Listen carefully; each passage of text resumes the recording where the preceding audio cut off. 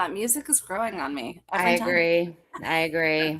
Just in there And the more I jamming, hear it, the more I'm like, oh, it's kind of a hit. right? Loving it. Well, welcome to a show. We haven't had one in like 2 weeks, and I feel like I'm off my game. We had Well, like see, I had the special you mincemeat did. showing last week, so You I did was here have last performance week. live. So And it did well. It did well. So that was a good call. Well, welcome to the Broadway Fan Club podcast. I am Heather. That lovely lady to my left, your right, is Amber. And joining us in the studio to get today, I cannot talk. I'm also losing my voice yet again. But joining us in the studio tonight, I think I might have harassed him a little bit too much on Instagram. But no, he's just the most delightful person and just so ready to join us. I'm going to bring him on now if you're cool with that, Amber. do it up. Yeah, let's The make it one, the happen. only, John DeVereaux. Come Hey, y'all. on What's up. going on? I feel like it's like The Price is Right. We need to have intro music. Come on. Right? Exactly. All right. Mhm. Now, before we went live, I let everyone know that I have a surprise, and I don't like this. here's my big reveal. Yay! It's like Hamilton. Hamilton. Yeah, I'm representing. Yeah. I think you were at the block party, right? The block party? No, No. I wasn't there. I You weren't? was August. I was here in LA. Yeah. Los Angeles. I was like, I don't remember seeing. So I went to Masquerade and it was raining. And I had about 15 minutes before the curtain call of the anniversary show leaving Masquerade, and my lift canceled on me. So I'm running in a corset in the rain, Oh, ball wow. gown, That's running. the Carlton drama right there. That's commitment. It was rough. And then so like I get there and I'm like, can't breathe, and like dripping in water, and everyone's looking at me like, who is this crazy lady that just came in? And I'm texting our friend Justin Sargent. You gotta love Justin. And I'm like, all right, I'll find you somewhere. And so we get the recording of the anniversary show and Lynn coming out, and it was awesome to celebrate with everybody. Walk out, here's this awesome street party. And I'm looking through everything and I'm waiting for Justin to text me back. And I look up as I'm looking for like mustard for my hot dog, and he's standing right there. And I'm like, oh, of course. That works. But yeah, that was I'm sorry you missed that. But you need to be celebrated more. Well, listen, I feel like I'm always there in spirit. You know, I'm all about the spirit of the community. And you know what? I'm here. So it's all good. And we were talking pre-show too, is that you're very much a community guy. Like, we're community girls. Like, it's so important to build your own community, but to support other communities. Mm-hmm. And having that development and build. And you just got back from somewhere. Do you want to just kick it right off? We could talk about where you were. Right. Yeah, this weekend I was in Atlanta for a Hamilton fan-led festival. Which is awesome. It was incredible. It's called Ham Jam. And I got to be a special guest there with Jared Dixon. Y'all know him as Aaron Burr from Broadway's and the Philip Tour's Aaron Burr. Yeah. But yeah, it was an incredible time, and it was my first time to experience firsthand the community in person. You know, because usually it's like I'm there's 20 feet of space. I'm on the stage, and then the audience, or there's a barrier. It's breaking that fourth wall. You know, yeah. But this is like, oh, this is for y'all. This is not about me. This is not about y'all saw the show and you're in awe of me or any one person in the show. This is you loving the show. This is you singing the songs in your car every day. This is you driving.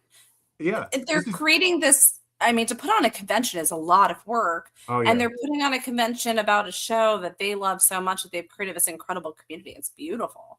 Yes, it's the impact of the show. And it really made me see firsthand how people are affected by this show. It's more than just the spectacle. It's more than just the fantastic voices. It's people take this with them, and I love to see how far out it ripples.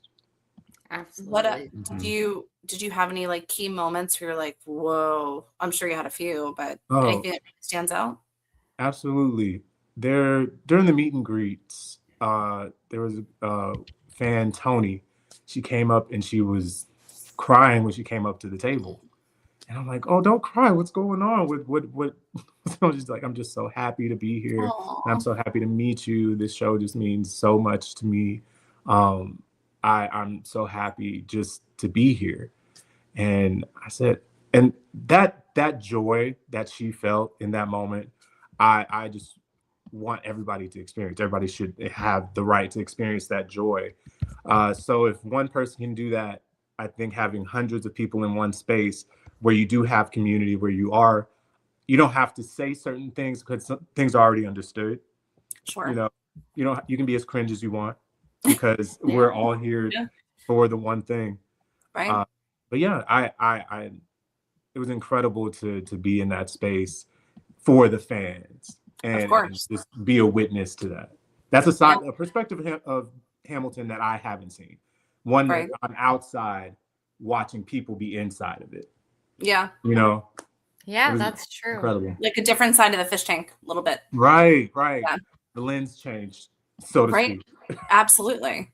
No, I mean, it's so important when we talk about community and, you're working so hard on creating stuff. But you've been doing this for a while. You got into theater when you were 14. Yeah. I was by peer pressure. Peer pressure. Yeah. My friends actually were all in a show, and this was in 9th grade. They were all in a show, and one guy had dropped out. And at the time, well, I still am. I was a bookworm. My parents were very, I wouldn't say strict. They weren't strict, but they were very focused, academic focused for me. And I wasn't really getting into many extracurriculars. So my friends, this guy dropped out, and my friends said, oh, do you want to do this? I was like, that's not really my thing. And then they peer pressured me into it. Rehearsals became just a way to like hang out with the crew. Yeah, of course. We get to hang out after school. We get to do this thing. Cool. Yeah. I wasn't pressed about being on stage. I was like, this is so silly. This is not something I would. What show was it? Serious. I was going to ask, what was it? It was mind you, this is a high school show. That's fine. We did Grease in my high school. Like, we're good. Oh yeah, we did. But this is Bed, Breakfast, and Broadway. Have y'all heard of this? Classic story. Love that. Where the owners have an a B&B, bed and breakfast for the people out there who don't know. It's not Airbnb. B&B stands for bed and breakfast. Bed and breakfast, yeah. But the things of the past. Yeah, now everything's an acronym. Yeah. But they have a bed and breakfast where there's an eccentric group of people running the place. The owners wants to be famous. The wife has a play that she wants to write. There's an actor who lives there. There's people are just all hyped. They get wind that a producer is coming to the Airbnb, the B&B, and we got it. Yeah. And chaos ensues because they're also hiring a janitor, and the janitor's name is Oliver, but the producer's name is Olivier. Oh. I see where the mix-up happens. Yeah, chaos. So that, and then more chaos ensues. Y'all see the point. But anyway, I was in that, and it was really that moment. I was playing the actor in the meta show.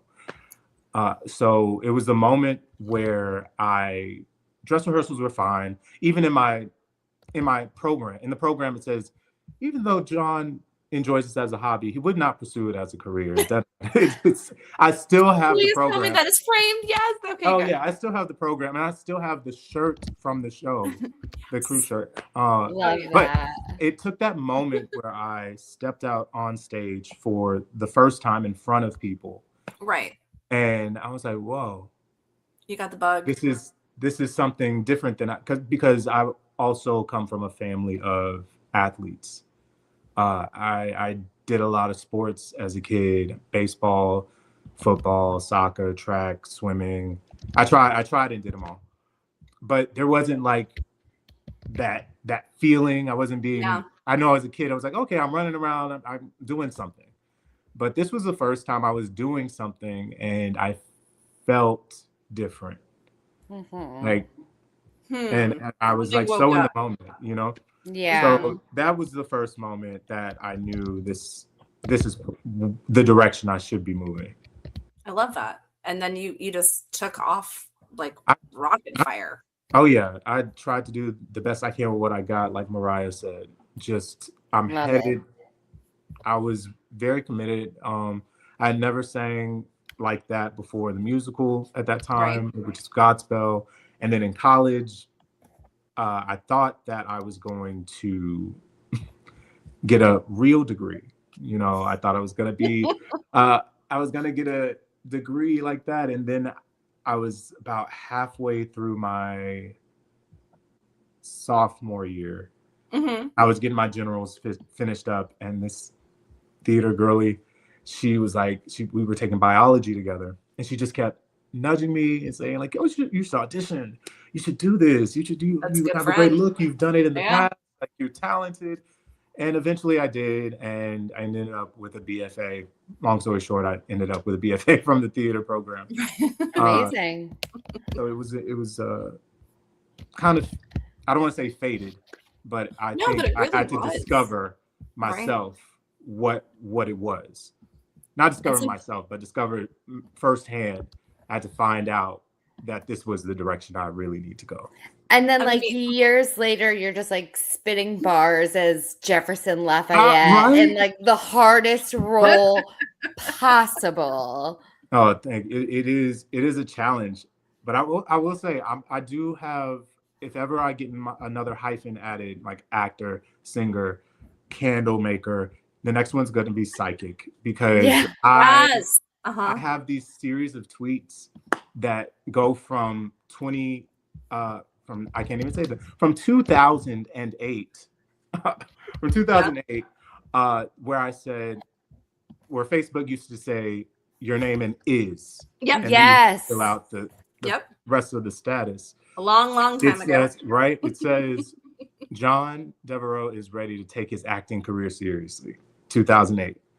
Then in 2015, I made this stupid tweet where I was basically saying, "Hi, my name is John DeVereaux, and I will be singing," of my Hamilton audition of what I would do. "Hi, my name is John DeVereaux, and I will be doing Diamond's verse from Nuck If You Buck." Head nod. And then cut to the tweet of me debuting in Hamilton in 2019, where I said I'm making my debut. And I put those three in perspective, and I'm just like, wow. Like, you did that. You did I that. put the work in. You manifested that. I think that's the important part, is it just doesn't come easily. Like, you still have to work. Mm-hmm.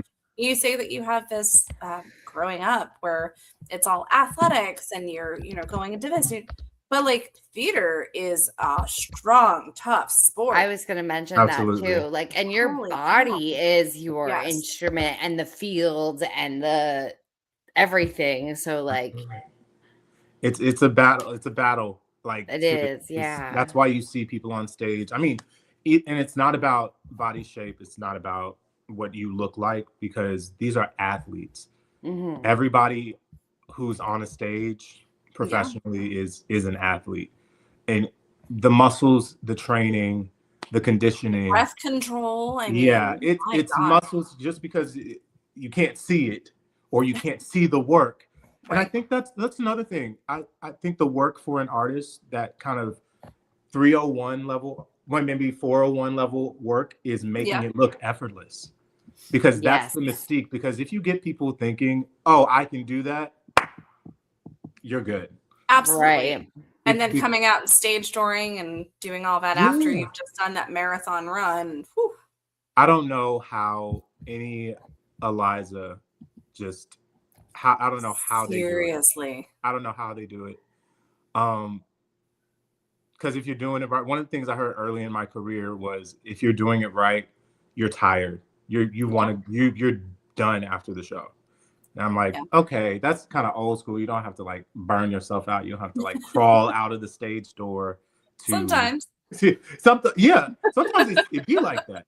Yeah. Sometimes it'd be like that. But I'm saying, like, just over and beyond like saying the show must go on, all that, but just with that feeling of that overshadowing, you know. And having to put so much into it every night. Like I Mhm. know just as like an audience member, like the Yeah, feeling I it's get watching that show, like Yeah. I could it's only imagine performing it every night, like giving so much of yourself into right. that role every night for It's other people to receive. right. It's a safe, and that's what I love. I think that's that moment I had when I was on stage was like, oh, everybody's focused on this right now. Mhm. Everybody in the building is focused on this moment right now. So there's that sense of community, but also singular focus that Mhm. makes you feel seen and safe. Right. The stage is supposed to be a safe space that allows Absolutely. you to take the risk of being vulnerable and exploring that. It's supposed to be that way. So in that sense, Hamilton and the show's a machine. I feel like Mm. Oh these yeah. women who play Eliza, like they know how to access, they know what they do, and they know what to do in order to sustain themselves, not just for the show, but for after the show, for before. Right. Right. It's they know what they're doing. And again, from the outside, I say I don't know how y'all do it. I would be wrecked, But you didn't. but you do it every time, Yeah. and I'm just like kudos to the Elizas in the world. Do you have a way before shows, whatever show you're doing, that you prepare yourself? Like, do you have a ritual? Do you have something like some weird junk food? I don't see you being a junk food guy, but just, No, you I know, like the junk food sometimes, you know, okay, everything in moderation. No, right? I'm saying there's outside of the normal, you know, warming up. Uh, I mean, I have rituals in my personal life, but I mean, on tour, it was a ritual anyway because it was always a pre-show leading up to. Right? I would make sure that I meditate, that my or journal, or do something that was just 10 minutes of no screen time and just focused on the moment, whatever it may be. Uh, just so I can prepare myself to be in the moment later if I'm on stage. But really, other than that, I used to have I changed my ritual around a lot as a standby because some days Sure. I'm on, some days I'm not. There was a time where I actually still have it. There's this book of philosophies that I used to just have on my dressing room, my station in the dressing Mhm. room. And every day I would just find a different philosophy to go through. This book's like yay thick. Love those. Yeah. And like, yeah, cool. This is today's, and this is a philosophy. I wonder how I can apply this today. Or, just anything to bring me back to the focus in the building. Because you have people who are working so hard on stage, Mhm. and sometimes I feel like as a standby, your job is to be ready to do the show at any point. Right. I just have to be ready in these four white walls with this fluorescent lighting and these Yeah. mirrors all the time, while I'm doing Right. You're the show. constantly looking at yourself, having to go, all right, how am I going to do this? Where am I going to go? Yeah, yeah. So it's an interesting dynamic to have that. What was the like shortest time you had to prepare to go on stage for any of your roles? 15 minutes before downbeat. So like Oh my God. 10 at 10 was called, and then Yeah. and then I'll tell you the story. Please. We were It's this not was going anywhere. You're fine. oh, this happened in LA at the last go through here. I was on for it was a matinee. I don't remember if Mhm. it was a Saturday or Sunday, but it was a matinee, and I had done the first show. This was back when I used to get my hair braided if I had a topper on. Sure. So if I had a wig, I would get my hair braided, and then they would put that on there. So the first show I was on, cool. And I'm thinking like, okay, the second show, we get to half hour. I usually leave the braids in Sure. so that so hair doesn't have an issue and doesn't have to put them back in later. Right. So it's half hour. I'm back for the evening show. I haven't gotten the call. Nobody has said that I'm on. I feel like I'm at the theater. Everybody should be here. Okay, I'm gonna start taking. It's like then it's about 5 minutes into the call. It's like, okay, I'm gonna start taking. Oh no. So I just started taking them down. Mind you, I just gone to Shake Shack and got a bite. I was like so ready to just eat and have You're done. great time. Yeah. But I'm taking my hair down. I'm taking my hair down. And our stage manager walks into the room and it's just like, hey, you're on. What you doing? Yeah. So you had half braid and half no braid? Yeah. I think I had just finished, actually. I just finished taking. Oh, okay. And I had taken my first bite of the Shake Shack burger. And then he comes in. There's footage of this, by the way. Somebody recorded the very moment that I found out. Please, I'm gonna have to find this footage. Okay. And I'm just like, hair crazy, by the way. I just realized, like, I have to do my hair too. Okay, cool. I had to lock in. I needed like 10 seconds to just finish the burger. At least you finished the burger. Oh, yeah. Oh, you need that sustenance. If that was the moment I was having, I was going to finish this burger at the very least. Yeah. And if I'll pay for it later in the show if I need to.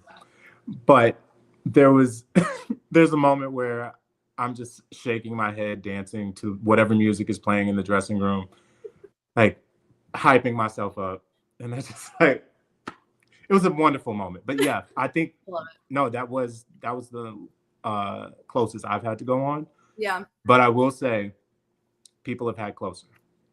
Oh yeah, absolutely. Yeah. And I think that's one thing that we always say, like the standbys are the glue that hold the show together. And like you really you have to respect those standbys and those swings so much for everything that they do. Well, yeah, because we always talk about it as everyone goes, because now the stunt casting is like this huge thing. Yeah. I feel that look. I feel like the stunt casting has been around for a long time. You know, shows like Chicago are built for it. You bring people in. Little Shop, absolutely. Yeah. But then there are other shows that I go, okay. Yeah. That's a choice. But a choice that I go, well, let's just talk about it. Meg as Zidler. I see it because that role is built for a cameo. Yes, right. And they change it, they tweak it. This is a jukebox musical based off of the jukebox movie. Before you even said Moulin Rouge, I'm like, I knew you were talking about, yeah. And there's a few others in my mind, but that's like the one. Absolutely. Like top. Because Bob got his own number in the show, Purse First. Yeah. They also changed it for someone else. Boy George. They put Creme Chameleon in there. I guarantee you. Oh, they're going to guarantee you they're changing it. Oh, if Megan Thee Stallion doesn't walk out there and go, chickens, she's gonna do it. She's gonna do it because that's what the role is for, and that's exactly to have those kind of cameos. Same thing with Anne Juliet. They brought in people that I'm very excited. It's like Cheryl Porter was just Anne Juliet there. I mean, Joey makes a phenomenal lens. Like, he's great. Absolutely. Yeah, Joey, even Charlie D'Amelio. Yep. That was It's just things that fit, Oh, right. Absolutely. Okay, cool. There is a point with stunt casting where I go, I completely understand because the industry has changed so much post 2020, post pandemic, and being on all sides of the table and the theater, I've done it, and I understand that. The point, it is a theater business. It is a industry. Right. People you have to make butts money. in the seats. Yes, people got to come to the show so people can recoup their money that they borrowed from other people. People are expecting this money. And so is everybody on the other side of that. So are the actors. So are like the audiences. They're expecting their money's worth. So when that happens, they want to bring people in who will bring people to the theater. I can't be too mad.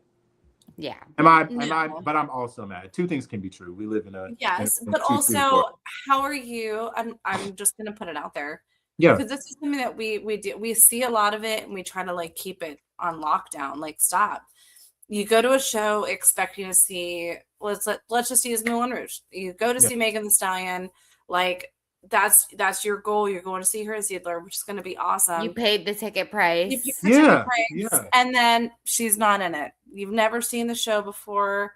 Do you go, well, screw this, I'm only here for Megan, or do you stay there for whoever the Ziedler is because you've never seen the show? Well, you're gonna have people who show up for Meg. Right. Oh yeah. 100%. Yeah. It's hard. Yeah, it's tough. It's hard because I personally was guilty of that at Sweeney Todd, because I specifically went when Sutton came in, because I had seen the show. That was our first group we were in. I had seen the show 3 times before that with different iterations and friends, and I went for Sutton, and she was out because of a stomach bug, and they announced it when we got into the theater. So I went the next day, and I'm like, I've already seen that standby. I've already seen those understudies perform those roles. So I was okay with that. But that's just something that it's kind of like a weird dynamic of like the people that are like, it doesn't matter, like go see the show regardless, or go see the person you want to see only. Right. Yes. And I think it matters for the show and the experience you expect as a spectator. Yeah. You definitely want to get your money's worth, whether that is I'm going for the show experience. I don't really care who Ziedler is, or if you're a fan. And I feel that's the responsibility and the agreement that these special guests have with the show. And it has to be like 8 shows. Hopefully you got people who are can handle it. Tested. Yeah. Oh, Megan's been on tour. I don't think she's gonna miss the show. I don't think Angelique. I'm sorry. I don't think Cheryl missed the show because she is her instrument is well trained. Right. She's been proven, tested that she can sustain. And you ask anybody from the outside, so to speak, outside of the theater world, then when they come in, they'll tell you it is the hardest thing they've ever done. Absolutely. It is a machine. Think they realize how hard it is. Yeah. And they want to see. And I think it's kind of a rite of passage. I feel like if you're on the outside, you got to come into boot camp and come into the dungeon and see what it's really like. Absolutely. And there's a respect. And I think being foundational with your training and with how you portray yourself with theater and staying sharp in those ways, going back to fundamentals, that will only lead to the external. That'll only lead to the television and the movies and the commercials. It's like ballet and dance. You just start there with balance and then you move from there. You have a great foundation. So many people make Broadway like the ultimate goal, but there's so many other things around it. And I always say it's a stepping stone. And that's not meant to be disrespectful. Some people find their career on the Broadway stage, but there's so many other opportunities. Tours, being a multi-hyphen creator, content creator, everything. There's so many other things. Now, you are a very intelligent man. I think you already know this. Thank you. You're welcome. But we were talking earlier about like social media stuff, and like you actually teach a course for performers. And can you touch on that a little bit? Because I feel like those almost go hand in hand, because what I find is that, and Amber sees it too amongst some of our fan groups, people are like, I really wanted to come see Performer X. Performer X wasn't there. Damn it, Performer X. And they get really angry. But Performer Z is also really great and is part of the group. And they're like, oh, I'm kind of hurt that they only cared about this person. How do you handle that when it comes to, training these performers as to how to be on socials? Because your socials, and like, I don't think you'll take this the wrong way. You have, I'm very much a fan first, but you're very real. Like, you're like, I had a day, this day sucked, this is this, but this is what I'm doing to get over this and past this. And then you have like your goofy side too. And I think that's really appreciated nowadays. Actually, I was talking to Chris Levy, one of our friends that just posted in the group and in the comments, and we were talking about this today. And it's like, there's not that many real people online right now. It's very much post. So can you touch on that a little bit? if you don't mind? Absolutely. I feel in this course, it's geared towards performers. It's meant to be a way to maximize the not even the potential, but the skills performers already have, and focus them on social media and growing their personal brand and whatever they want to foster. If they want to have a business, if they want to foster community, if they want to just have 1 million followers just to have it, if that's your thing, like, sure, like these there's certain ways to go about it and different strategies for all. But in the way, I think, so you were asking about the sort of rejection in a way of like feeling of seeing somebody's on the rise and you're not. I don't want to make sure either that or like how to not take things personally online. I think okay, everybody. Yeah, this is what I do. And I know not everybody can do this. This is what I do. I just flip the phone over.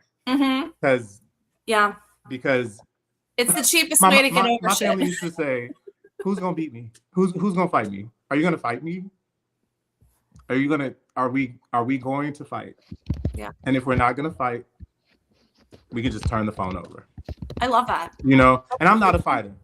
No. But I will, you know, if it came to it. But anyway, I say when it comes to feeling those feelings of not being to that level, everybody's on their own journey. And as cliche as that may sound, but that's the thing. We were just talking about people being real. There is a lot of posting online at different styles. I think people don't know what to post and how to express themselves in a space where the algorithm is constantly changing. This platform where the algorithm judges you, where people lots of are already curated moments. Right. It's like what do this group of people that you don't even know, because the way the algorithm works, it sends it out to a certain number of your followers and certain people who don't follow you, and you don't know what kind of day these people are having. They may have their own biases, but you don't know that system, and you're trying to just express yourself. So I think the ways that I've been most successful online on socials is I've been most successful when I've just been myself and just posted what I wanted to post. I have also been the least successful doing that, posting whatever I want. You just never know. You never know. And that's, I think it depends on what you're trying to do with your socials. Right. Right now, I'm in a space where I'm building community. So if jokes don't land, they will for the people who need to hear it. Right. If I'm building this community of people who want to see my content and who want to support, and that will have experiences together, and it'll be cool. But if it's not for you, it's not for you. Exactly. And I think, and that's okay. I think you want people. I was having a discussion last night about rejection and just like, oh, what if this person doesn't meet a need or meet an expectation that I have, that you may have, or it's like, okay, that's okay. You have an expectation, and it's either you let go of that expectation and not guilt that person about it and be okay with letting that expectation go, or you stand by it. And then you just stand by it and be like, okay, that's cool. I will find something or someone that meets that. So it's just that simple to say, this is what I'm doing. Right. It's not meant for the people that don't get it. And the hardest thing online is seeing other people's success and saying, oh, they're doing this, so I should. No. But if it doesn't align with you and that's not your thing, don't do that. That's not your journey. Right. Well, I don't think you ever set out on social media. You weren't looking at being this like super content creator. Like you didn't start doing that. That wasn't your goal. No, I was that was birthed out of social media, of TikTok being a way to like make my tweets in a video. Like I have all these things. I'm like, wow, that was my first primal thought about creating on social media. This is video tweets And I am so happy because my tweet, I look at my tweets and I just like, in my mind, like, this is great. I visualize it before I type it out. And it was a way to act it out. And that's why I did all that stuff for Hamilton, because I had the prompt of Hamilton and then also trends, sounds, whatever. Mm-hmm. And it just worked so well because whenever there's a prompt, I feel like I'm smashing that. I'm absolutely gonna do a task. Assignment done. Yeah. Yeah, completed. I will say I don't know who King Ace Marksman is, but they say smartest man I know. That's my man, y'all. There you go. There you go. So smartest man, you know, damn right. I love it. I love it. Yeah, I mean, you do so much, and I don't think a lot of people know that. Like, do you maybe want to talk about your other hustle here that not a lot of people know? See, I don't even like to call it a hustle, really, because it's like it's a passion. It's passion for real. I make candles. I'm a champ. Actually, you know what? Let me talk about her before I bring her out. Okay. But I started a candle company during the pandemic called Of Yours Products. After we were sent home on hiatus in 2019, we were on lockdown, and I had this like I needed something to do with this creative energy, and I was buying so many candles, y'all. I was buying. Bath and Body Works would have hated to see me coming. National Candle Days. Honestly, I bought so many candles, and I got tired. I got annoyed at myself of buying candles. So those stimulus checks just right over right into the white barns. Like they were in the Yankees. They were all in there. So I watched a YouTube tutorial about how to make candles. I got a little sample pack of like DIY pack and some scents to experiment with, and I'm like, oh, this is also it's a Zen activity. Cathartic, yeah. Like the wax changing form to liquid and then being mixed in with the fragrance and then becoming solid again as something different. It's transformative. You know, it's the metaphor of that, but also the acts of pouring, the acts of being patient. You have to wait for the wax to heat up. You have to wait for it to cool to a certain point. You have to you can't be too crazy with the pours. There's a certain way about it, and I did not expect that from candle making. You're like, oh, it should be easy. Oh, this is real specific. And it was great. I think again, it was the routine in a life where it was like, okay, my job, I was on tour. That was a routine, and now I'm sitting around. I need something. Yeah. So I started. You didn't do bread baking. You got candles. Oh no, but I loved everybody who did. I admired the bakers out there who picked it up during COVID. Also the crocheters. Oh yeah. They did their thing. But yeah, I started this then as a passion project, and I said, okay, now I'm making my own candles. Should I make this a business? Should I take this to the next level? I would only do it if I came up with a great brand idea. So I was like, okay, let me sit down and think about it for a couple days, brainstorming all these different ideas. And I was just like, oh, brand has to be a personal story. That has to be, because there's thousands of candle brands out there. I need my story to be personal. Yeah. I started thinking about my life on tour and how I was at a time, we were in an isolating time already. So I was already focused on the isolation, and I did feel that on tour sometimes. And I remember like, oh yeah, I would always get the same candle everywhere in every city, because I know that scent is the strongest sense tied to memory. Feels like home. Exactly. You know, and it's the same thing. I used to have like a mood light that I would put in my room, just so all these spaces felt like a home. And I realized like, oh, I miss my friends too. I miss my family. How can I put these together? And I'm like, oh, that's what I do. I make the candles representative of my people.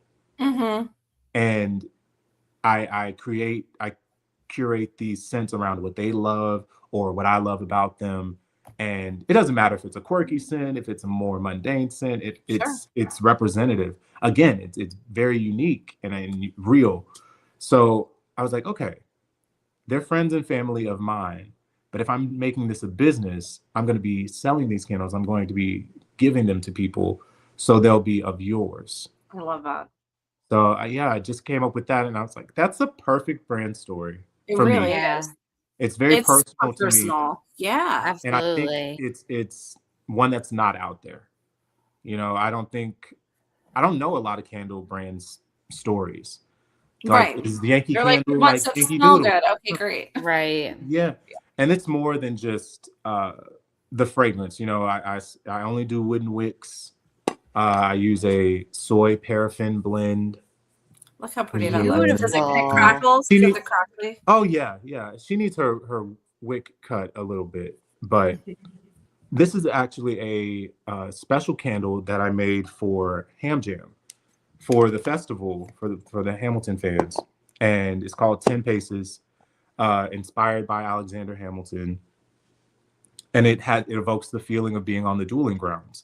There's birch, black pepper, and Tonka charcoal. Oh wow! This candle, I'm somebody who loves the scent of a book. Mm-hmm. Oh, yeah, you know what I mean. I'm not like a food. Book, like like I don't like a food scent. Like I like a clean, like leather bound books. I'm like, leather is my ultimate scent. This all I can think of is that wooden pirate ship scent. Yes. I just see a lot of sepia. It's just like tan. Yes. Yeah. Okay. Yeah. This is that one. This is like the founding fathers. Absolutely. Yeah. Story though. I had a catastrophe making these, but this special one, by the way. Oh no. The fragrance oils that I use come in these huge bottles, these huge jugs. So, but I needed to mix them all, and I didn't want to just mix them with every batch that I do. I just wanted to do it. Right.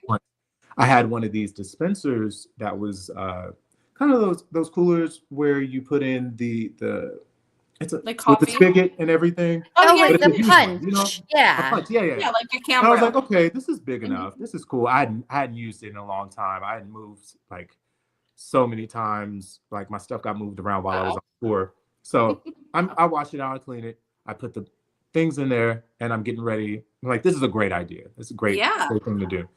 I go to bed. I wake up to the sound of what sounds like rushing water. And I have concrete floors, and I'm just like, oh, it must be the dishwasher, like, because sometimes, you know, the thing that comes out and goes into the sink. Yeah, the drain. I'm like, okay, that must be going off. But I'm like, it kept going. I walk in, and it is literally like spewing out. The spigot had broken off because the oil is denser than liquid, John. So it popped off, and it was just spewing onto the concrete floor, and I'm trying to save what I can. I'm sure it was great. Great, though. Yeah. But my heart was racing. I was like, okay, we got to turn it around. And I did. I still had to make them that day. I did manage to salvage a lot of it, but there was a lot that was just like, you just said something, and that's essentially how our business got started too. You have to turn it around. You got to flip the verse a little bit. And that's what I absolutely love about you. And I notice that a lot, is that even if it's something catastrophic, you're like, nope, but I'm going to make this better. And this is how I'm going to make it better. And I love that so much. We have to. I think I'm such an action-based person. I am about, if there's a problem, if there's something going on, I was cussing up a storm while it was happening. Oh, I bet. That I have to do this. Like I can take the moment to be upset, but that one moment, you know, I can't allow that to change my entire day. That one moment, look at this gorgeous shop. That one moment. Like that's hello s'mores. Okay, look at the and I love it. I'm gonna go to this finally fall. Here's your 10 paces. The mist hasn't lifted yet. Oh yeah. Just like this. I mean, come on. There's a story there with those. So this is the first it's a prototype where I'm going to start a line of these special candles, these boutique candles of the shows that inspired by the shows that I've been in. So well, Joyce Jones says best candles ever. That's my mom. Hi, Mom. I love it.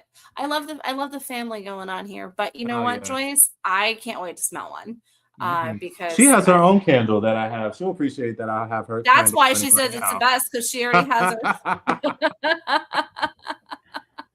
But okay, I'm gonna need like 30 of these damask rose candles. Oh, they're so good. Honestly, I was talking to someone the other day. My florals are probably the most, I would say, potent.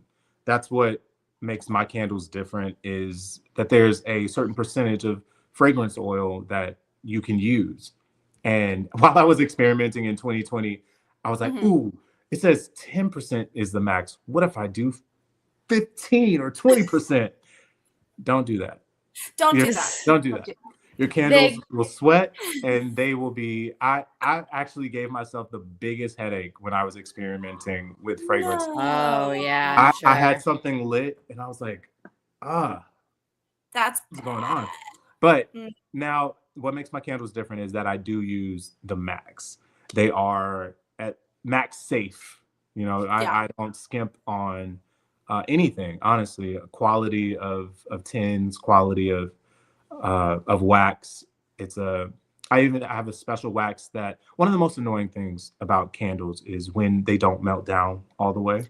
Yeah. And sometimes that's because Peter has a pet peeve about that. Oh yeah. I do. Sometimes it's because of the container or because of how candle care could be based on the owner of the candle.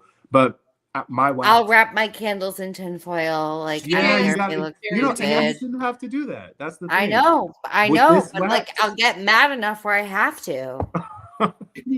No, this wax is like a special blend where the melting point is lower than most, so it comes off the sides. As long as the sides of the candle are warm, of the tin are warm, it'll come on down.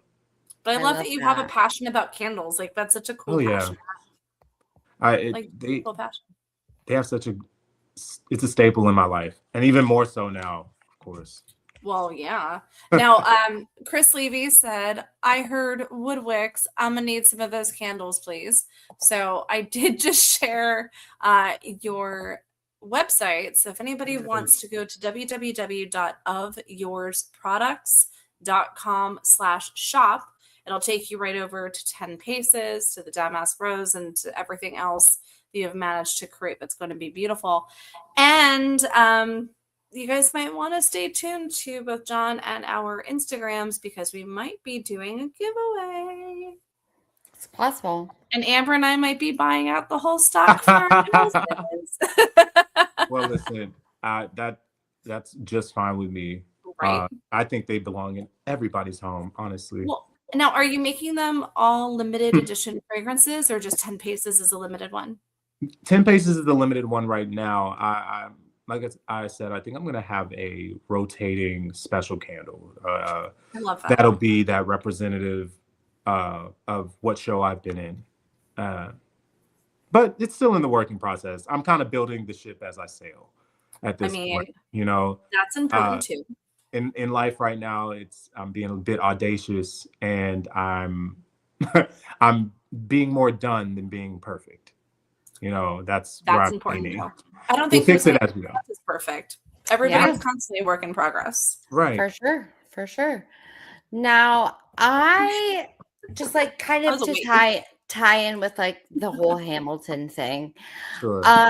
There's that whole, obviously, like the whole theme surrounding the show, like who lives, who dies, who tells your story.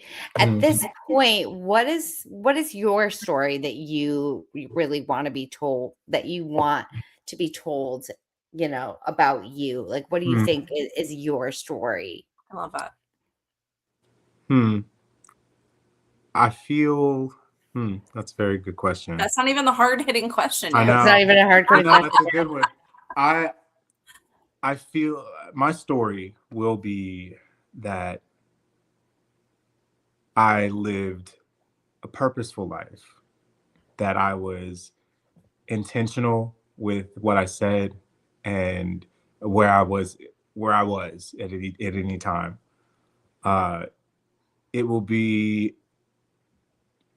I'll tell you another quick story. Yeah. We love stories here. We don't have to just have a heart out. We're good. Okay. Before I booked Hamilton, I was auditioning for it, obviously. And there was a time in my artist career that I think everybody has where they just cry in their closet about being broke. Sure.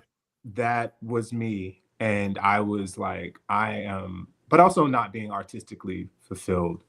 It's like, what am I doing? Should I just like quit? I could just do something else. But I was like, I'm just so tired. I'm tired of being broke. I'm tired of hearing no's. Right. But I'm gonna keep going. I'm just tired right now, but I will make it. I had to let that out.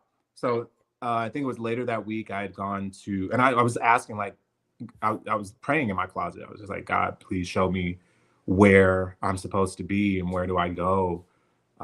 If I'm not supposed to be doing this, please, like, just point me somewhere else. Give me some direction. Yeah, you know? For sure. So I take the day, and it's laundry day, and I walk into this complex here in Los Angeles by my house at the time. There's a Ralph's and a dollar store next to the Ralph's. I have $10 in cash until my next unemployment check comes in, which is like a week away. So I have $10. I go to the Ralph's and I get ramen noodles. They're for $1. Yum. And I get those. So I have $9 left. And I had some change too, and I don't know why, but the change was like exact that I had in my pocket to pay for the tax or whatever. And then I leave with $9. And then outside of the Ralph's, there's a woman who is homeless and disabled. And I don't know if it was because of the kindness of my heart or because it was laundry day, but I gave her the 5 and I needed the 1s for laundry. I don't know. Hopefully it was out of the kindness of my heart and not convenience. So, and I go next door and I go to get some detergent. And then I take everything. So I have $2 left at that point. Wait, $2? No, I have $3 left at that point. Go back to the house. I put $2 aside. This was back when it was $1 a wash, $1 to dry. Right, when it was cheap and not like $8 each. Yeah, exactly. Well, why am I spending $12 for one load of laundry? Oh, that's insane. Awful. Tariffs. But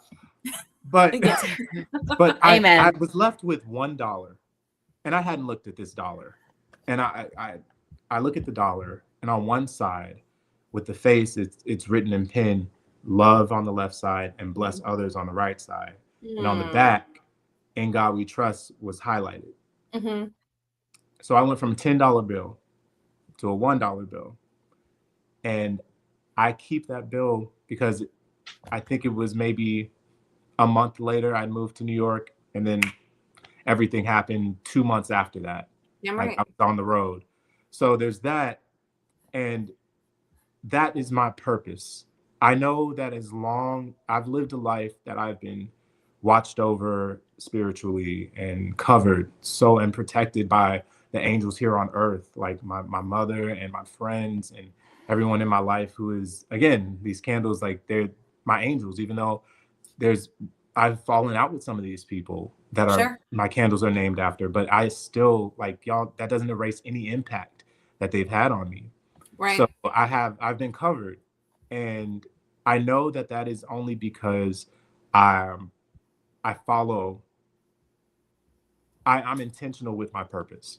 And I know that was a sign that day that me giving $5 to that woman, me using my money like right and just loving and blessing others, that's what I want the story to be, is that anybody who encountered me felt loved and or blessed. I love that. You know, Same. And you're so authentic in it. Like, this is not an act for anybody that's like, oh, this is how he really is. Like, this is Yeah. not an act. This is just you genuinely. And I will even say, like, when I reached out and I was like, hey, we would love to have you on, like, not even a shadow of a doubt. You're like, that sounds great. Let's do this. And I was like, that's awesome. Like, because, you know, sometimes you reach out to people and they're like, you got to talk to my agent. and like, all this. Yeah, I'm not any experience that I haven't done, other than things that where I go like, you know what, I may not need to do certain things to say I'm good on that. But I was gonna give an example, but this is a family show. No. Not really. It's no, fine. I'm kidding.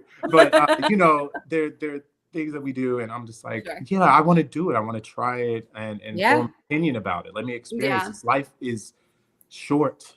This life is but you only fleeting. have one life to live. So YOLO. Even if you think you have more than one, this is this one. Yeah. You know, this make the most out of this right now, because this is what we have. This is what we're working with. And I always think that everybody crosses paths for specific reasons. And it's just such a pleasure that you've been able to cross ours. So thank you for that. Oh, absolutely. I appreciate this opportunity. Are you ready for the hard-hitting questions that you let's do it. Oh. I think I'm good. I got enough. Are you ready? Yeah, okay. Let's do it. I don't know. Amber and I have somehow made people cry. We've done a lot of them. Yeah. But you know, so you never know. So I always like to prepare people. Amber, you want to start off? Sure. You asked a beautiful question. We got a beautiful story. I know. Mine is kind of similar, but it's a little different. So if you were to be sitting in a room with young John, what do you think would surprise him the most about the life you're living now? He would probably be intrigued and shocked that things turned out how he thought they would. Just not in the way that he thought they would. So there'd be a little bit of an I told you so in there. Absolutely. Just like there's a way of moving. You will have a plan. I feel like young John had a plan. I think as we all do. Of going to college, becoming an anesthesiologist, of doing all these things. Is that what you were going to do? Going to college for anesthesiology? Woo. Oh yeah. My mom was a registered nurse. She's retired now. Nice. And it just inspired me. So I actually, even in high school, took there was a junior clinicals in high school. I went to this magnet school, and I went to the hospital to like do the clinicals and whatnot. But then that's where I found out, like, oh, this isn't for me. I damn near fainted during I was shadowing an open heart surgery, and it is not like it's on TV at all. No. All you hear, you know, that silence the silence gets sucked, the air gets sucked out of a room. Imagine that with just the beeping of an EKG, and I'm watching this man being eviscerated and seeing it on the screen. I think it was the act of being at the precipice of life and death at this moment. Yeah. And everything started closing in. I said, I need to be excused. You're like, this is not. I need a little bit of air, please. Yeah, no. I was gonna faint there, but all of that to say, I would say still do that, because you will find your love of words and vocabulary and English is even enhanced further by this other perspective of the medical. And I also feel like it's just kind of built towards where I'm going to be. I would tell him, like, you love words. Guess what? You're not gonna do much TV and film, but you're gonna be on a lot of stages. Because at that point I was like, oh, I'm gonna move to LA. I'm gonna get these commercials. I'm gonna be on a TV show for 5 seasons. And even then, like, knowing what I know now of my friends who are on TV shows for even these long periods of times, right? It's still like, ooh, it's still real. It's still very real for them. So absolutely. I would just tell him the perspective that he has. Keep that joy. Keep that hope. It gets real. I love that. Do you think you would be surprised that you were awarded with Kennedy Center honor? I think that's kind of cool. Yeah, very cool. I don't think Young John would I think even he'd be be like, you thinking know about. what? Yeah. I knew we were that good. Yeah. I don't think he was thinking about like awards. Even now, it's like the awards are less about, oh, this is how good I am. Yeah. But this is how this community sees me. This is how my peers view me. To be nominated is like, oh, it's more of an honor than like a you don't need to than be to put it a on. gold star. I mean, it's an honor, but it's also like you don't need to be given that award to feel like you're doing good. Yeah. Yeah, the validation. I mean, there are parts as an artist. Sometimes you do give over to that. I do need to be told I'm good. I do sometimes. You're very good, John. No, I mean it feels like that. Not just like telling me I'm good, but just like the way things work. Going into an audition, and sometimes I used to think, oh, I'm not good because I didn't get this job. Oh, I'm trash, or that audition was terrible because I didn't get the job. Sure. And it took a while for me to snap out of that and realize, like, John, there's so many things out of your control. Right. And all you can do is what you can do. Go in there. Now, if you didn't prepare, if you didn't do your best, right, and you can look in the mirror and say you did your best, that's on you. Mm-hmm. But at that point, it's like, what's in your control? But I did used to think like that. But it's nice to be recognized in that way. Just to be, I don't know, just to be seen. I think that's what it is. Because everyone has that desire. Yeah. Absolutely. It's just not to feel a part of less than validation, but more community. Mm-hmm. And one of the things I do like about award season is I know that this room full of actors and performers and musicians, some of them have major beef with each other. Some of them are so close and love each other and want each other to win. It's like a microcosm of people. Yes, celebrities, but they're still so about this industry on all ends of it. So I just think it's a collective experience for whatever community you're getting that honor from. Yeah, we always talk about the energy in the room when you're experiencing theater, and you're sitting and you're never going to have that same experience again, whether it was what you ate for lunch, maybe it was, something Shake Shack, or, how somebody was just finding out something backstage. Yeah. Right. You never know. The guy next to you might be smelling like he went to the gym, or the lady next to you might smell like one of your beautiful candles. You never really know what you're going to expect. So I love that energy. All right. You ready for the next question? Yes, let's get it. All right. And then we will release you because you've been just a delight. What is a question that you've always wanted to be asked and have not had the opportunity to answer? And what is your answer? Oh, wow. You're welcome. That's really good. Very good. Something I haven't been asked.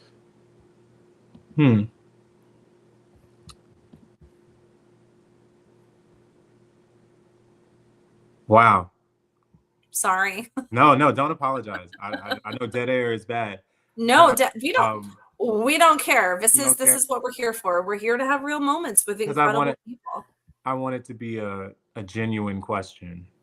Are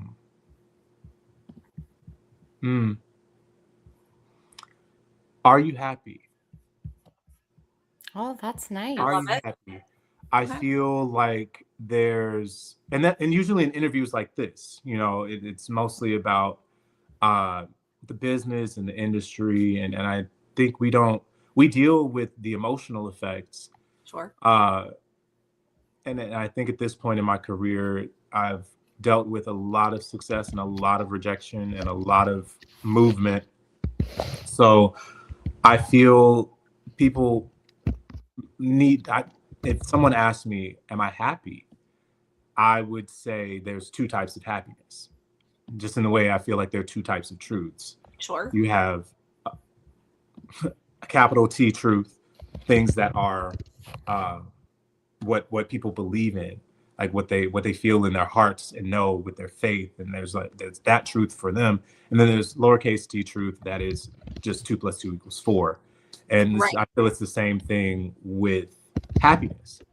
having happiness that where you may not feel happy about where you're at or where you're stably at, but then there is this everyday happiness, like the joys that you find in life, the things that you can hook into for happiness. It's just, I think sometimes you need to be able to have the energy to hook into them. Right. That's the trick of the world, is like the happiness is you have to create your own happiness. And what people mean by that is that you have to string out and get those hooks on the things that make you happy. Because the hardest thing is in the starting of it, or in achieving. It's not about the achieving. It's about like, how do you get there? I think it's a trust in yourself to like get there. You have to really understand and love yourself and be able to put it out there to start going. Right. And that's a lot of work. And it's like, are you happy with yourself? Are you happy with your career? Are you happy with your life? Are you asking me if I'm happy to see if I'm depressed? Or like, what's the goal? Yeah. I mean, I work in mental health, and like, it's especially, I'd say, you know, since the start of COVID, it's just been so different in the world, in that sense of people finding those big moments of joy versus what I call morsels of joy. And I tell people, like, if you can't find that big moment of joy, just focus on, you know, finding those little morsels of joy. Yeah, they add up. They do. They do. And they make a difference. I had such bad self-talk during the pandemic of like, oh no, I don't want to go for a walk outside, or no, I don't want to do these things. I'm sad. Things are going terrible. But doing the days where I made myself go do them, I felt better. Of course. I go take this walk. I go see people that bring me joy. There's a fire in them that warms me up, and then I'm able to deal with whatever it is at home, whatever loneliness that there may be, or maybe that loneliness is now tempered with knowing, hey, you may feel lonely, but that's just a feeling. You do have these people, but again, you have to do the thing to hook out there. Yeah, it's a nervous system reaction. Yeah, because some people, it's like, does this make you happy? How does this make you happy? It's really, it's very intuitive. You have to really put your hooks in. I like it. All right. Leave everybody with words of wisdom or whatever you would like to do, and then we will give a shout out to all of your incredible social media handles. And then you were released from the show. Did you at least have a good time? At least. This was fantastic. Hey, anytime you want to come back, you're more than welcome to join us. Okay, don't say that. I will annoy y'all. Come on over. Well, I just want to say that there is, I'm at this point in my life where I'm, like I said, being very audacious, and I don't really know I know what my goals are and my intentions are. Well, I know what I want to result from them. And in my mind, I see what's resulting from them. But I will say I'm eternally grateful for where I'm at. To have the opportunity to, have the opportunity to do things like have a candle company, to be able to have toured, to almost become a doctor, to have all of these experiences, because we're multifaceted people. What I say is I'm a hyphen collector, and I hope everybody out there will embrace the parts of themselves that they may not show so much, because it's how we're understood. You show yourself one way and that's how we're understood. I encourage people to do more than just how they're understood, to explore the multi hyphens that you have and collect them all. I love that. It's like Pokemon, gotta collect them all. Exactly. See, I'm gonna, the collab is coming. Oh yeah, absolutely. I definitely see like the hyphen collector merch. Like, where's that at? You need that. Oh, it's coming.